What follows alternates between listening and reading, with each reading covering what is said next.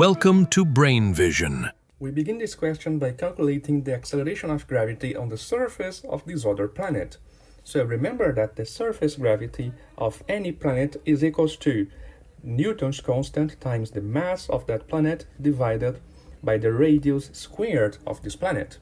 So for planet Earth, we have a gravitational acceleration that is given by g(m)e divided by the radius of the Earth squared. For the other planet, we have the following. It is equals to g times the mass of the other planet divided by the radius of this other planet squared. But the mass of the other planet is equals to 3 times the mass of the Earth. And at the same time, the radius of this other planet is equals to 2 times the radius of the Earth. So we have 2 times re squared here. And this gives us g times me divided by re squared times 3 divided by 4. And this is nothing else than the surface gravity of the Earth times 3 divided by 4. Therefore, the acceleration of the gravity on the surface of this other planet is equals to 3/4 the acceleration of gravity on the surface of the Earth. Now, we proceed to calculating what is the weight of that space traveler on the surface of this other planet. Remember that the weight force is given by the mass times the acceleration of gravity.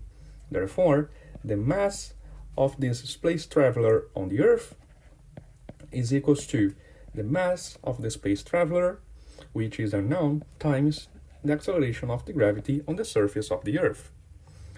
At the same time, the weight of this space traveler on the surface of this other planet is equals to the mass of the space traveler times the acceleration of gravity on the surface of this other planet. But as we had calculated, the acceleration of gravity on the surface of the other planet is equals to 3/4 the acceleration of gravity on the surface of the Earth. So this is equals to the mass of the astronaut times 3/4 times the gravity on the surface of the Earth. And this is equals to 3/4 times the mass times the gravity on the Earth. And this is nothing else than the weight of the space traveler on the Earth.